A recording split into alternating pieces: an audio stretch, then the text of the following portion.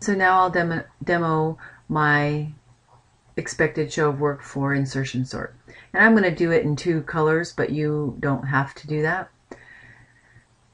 And so we are just looking at these first 2, and I'll have the active part in blue and then fill in the rest with red. And we're looking at these 2 and we're asking, are they in order? And if they're not, put them in order. And so they're not. We're going to sort from low to high. And so we have do, we. And now we're going to insert B. All right. And so now we have be, do, we. And of course what we would have done is we would have said, is this less than we? Yes, we recopy it over. Is this less than do? Yes, we would copy it to the side. But now for this analysis, we can just write them where they go. Next, we're going to do zoo. And so zoo goes at the end. So be, do, and we stay where they were. And we'll put zoo right there. We now are going to place A in our hand. And so A would go right here. Okay, but remember how that happens is A is less than zoo, so we have 2 zoos for a while.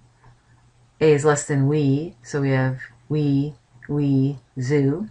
A is less than do, so we have do, we, zoo.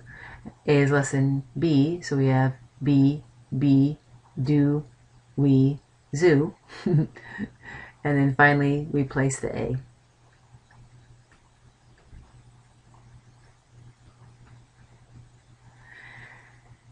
And then the last one that we insert is plum, and of course that goes in between do and we.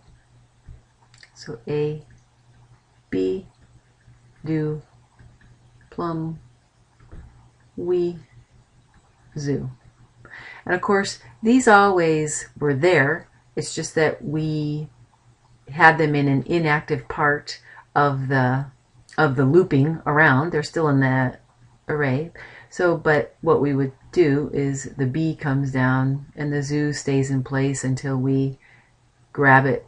The A stayed in place that whole time and the plum would have been here. So once again, I do want you to be consistent, and I want you to write the correct sequence of words, write the contents in this horizontal fashion of every time that the inside loop completes its iteration, what are the contents of all the values of the array.